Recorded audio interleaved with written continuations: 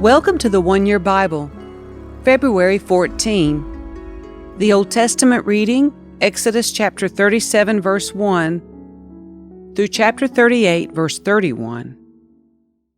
Next, Bezalel made the ark of acacia wood, a sacred chest 45 inches long, 27 inches wide, and 27 inches high. He overlaid it inside and outside with pure gold, and he ran a molding of gold all around it. He cast 4 gold rings and attached them to its 4 feet, 2 rings on each side. Then he made poles from acacia wood and overlaid them with gold. He inserted the poles into the rings at the sides of the ark to carry it. Then he made the ark's cover, the place of atonement, from pure gold. It was 45 inches long and 27 inches wide. He made 2 cherubim from hammered gold and placed them on the 2 ends of the atonement cover. He molded the cherubim on each end of the atonement cover, making it all of one piece of gold. The cherubim faced each other and looked down on the atonement cover. With their wings spread above it, they protected it. Then Bezalel made the table of acacia wood, 36 inches long, 18 inches wide, and 27 inches high. He overlaid it with pure gold and ran a gold molding around the edge. He decorated it with a 3-inch border all around, and he ran a gold molding along the border. Then he cast 4 gold rings for the table and attached them at the 4 corners next to the 4 legs. The rings were attached near the border to hold the poles that were used to carry the table. He made these poles from acacia wood and overlaid them with gold. Then he made special containers of pure gold for the table, bowls, ladles, jars, and pitchers, to be used in pouring out liquid offerings. Then Bezalel made the lampstand of pure hammered gold. He made the entire lampstand and its decorations of one piece: the base, the center stem, lamp cups, buds, and petals. The lampstand had 6 branches going out from the center stem, 3 on each side. Each of the 6 branches had 3 lamp cups shaped like almond blossoms, complete with buds and petals. The center stem of the lampstand was crafted with 4 lamp cups shaped like almond blossoms, complete with buds and petals. There was an almond bud beneath each pair of branches, where the 6 branches extended from the center stem, all made of one piece. The almond buds and branches were all of one piece with the center stem, and they were hammered from pure gold. He also made 7 lamps for the lampstand, lamp snuffers, and trays, all of pure gold. The entire lampstand, along with its accessories, was made from 75 pounds of pure gold. Then Bezalel made the incense altar of acacia wood. It was 18 inches square and 36 inches high, with horns at the corners carved from the same piece of wood as the altar itself. He overlaid the top, sides, and horns of the altar with pure gold, and he ran a gold molding around the entire altar. He made 2 gold rings and attached them on opposite sides of the altar below the gold molding to hold the carrying poles. He made the poles of acacia wood and overlaid them with gold. Then he made the sacred anointing oil and the fragrant incense using the techniques of a skilled incense maker. Next, Bezalel used acacia wood to construct the square altar of burnt offering. It was 7.5 feet wide, 7.5 feet long, and 4.5 feet high. He made horns for each of its 4 corners so that the horns and altar were all one piece. He overlaid the altar with bronze. Then he made all the altar utensils of bronze: the ash buckets, shovels, basins, meat forks, and fire pans. Next, he made a bronze grating and installed it halfway down the side of the altar under the ledge. He cast 4 rings and attached them to the corners of the bronze grating to hold the carrying poles. He made the poles from acacia wood and overlaid them with bronze. He inserted the poles through the rings on the sides of the altar. The altar was hollow and was made from planks. Bezalel made the bronze wash basin and its bronze stand from bronze mirrors donated by the women who served at the entrance of the tabernacle. Then Bezalel made the courtyard, which was enclosed with curtains made of finely woven linen. On the south side the curtains were 150 feet long. They were held up by 20 posts set securely in 20 bronze bases. He hung the curtains with silver hooks and rings.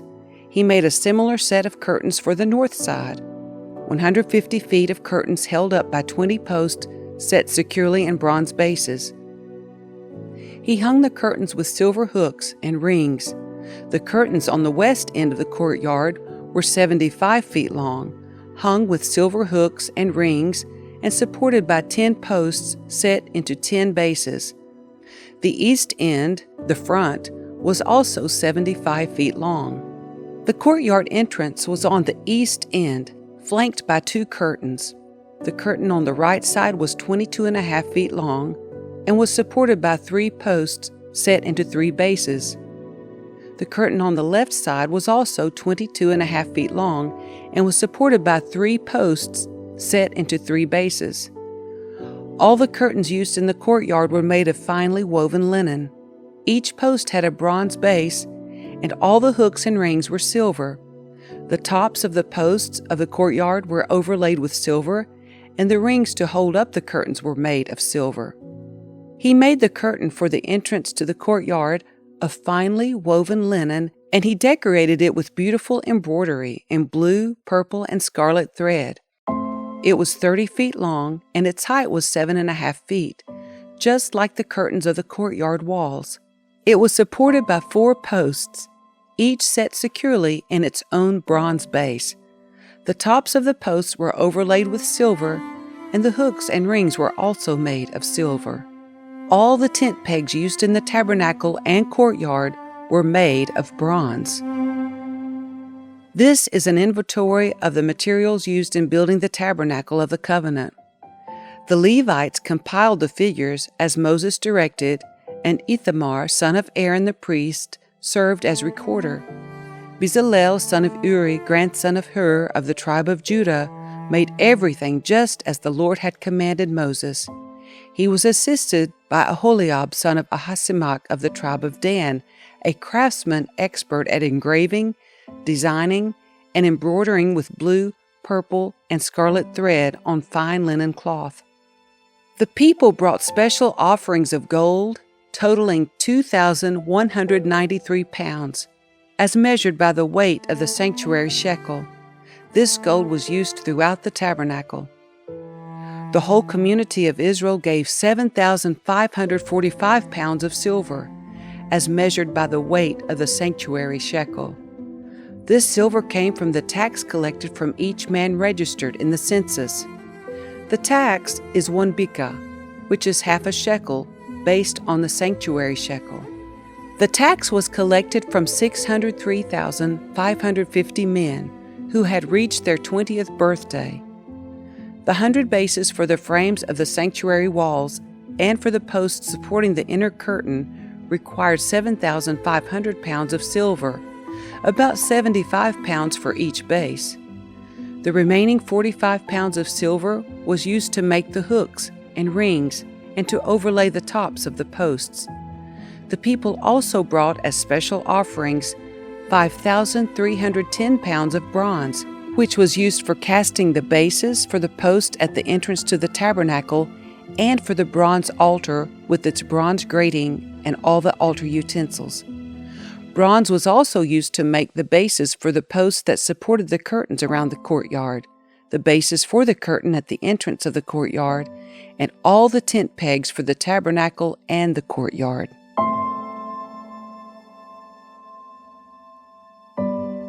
The New Testament reading, Matthew chapter 28, verses 1 through 20. Early on Sunday morning, as the new day was dawning, Mary Magdalene and the other Mary went out to visit the tomb. Suddenly, there was a great earthquake, for an angel of the Lord came down from heaven, rolled aside the stone, and sat on it. His face shone like lightning, and his clothing was as white as snow. The guards shook with fear when they saw him, and they fell into a dead faint. Then the angel spoke to the women. "Don't be afraid," he said. "I know you are looking for Jesus who was crucified. He isn't here. He has risen from the dead, just as he said would happen. Come, see where his body was lying. And now go quickly and tell his disciples that he has risen from the dead, and he is going ahead of you to Galilee. You will see him there. Remember what I have told you." The women ran quickly from the tomb. They were very frightened, but also filled with great joy, and they rushed to give the disciples the angel's message. And as they went, Jesus met them and greeted them. And they ran to him, grasped his feet, and worshipped him. Then Jesus said to them, "Don't be afraid. Go tell my brothers to leave for Galilee, and they will see me there." As the women were on their way, some of the guards went into the city and told the leading priests what had happened. A meeting with the elders was called, and they decided to give the soldiers a large bribe. They told the soldiers, "You must say Jesus' disciples came during the night while we were sleeping, and they stole his body. If the governor hears about it, we'll stand up for you so you won't get in trouble." So the guards accepted the bribe and said what they were told to say. Their story spread widely among the Jews, and they still tell it today. Then the 11 disciples left for Galilee, going to the mountain where Jesus had told them to go. When they saw him, they worshipped him, but some of them doubted. Jesus came and told his disciples, "I have been given all authority in heaven and on earth. Therefore go and make disciples of all the nations, baptizing them in the name of the Father and the Son and the Holy Spirit. Teach these new disciples to obey all the commands I have given you. And be sure of this, I am with you always, even to the end of the age."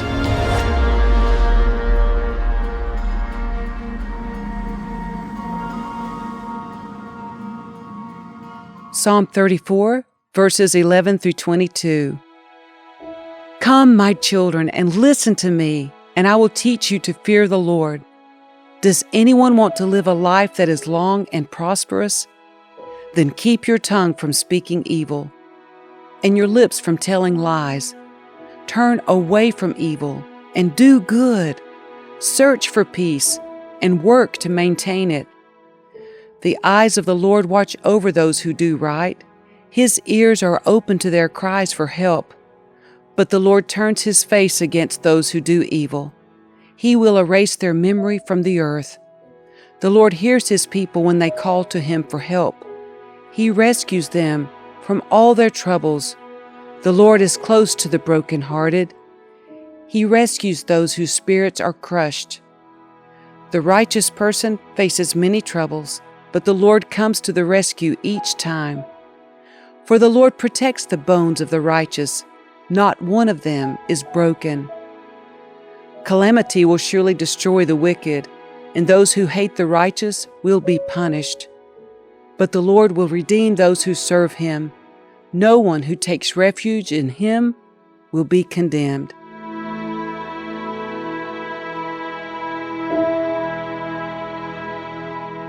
Proverbs 9, verses 9 and 10. Instruct the wise, and they will be even wiser.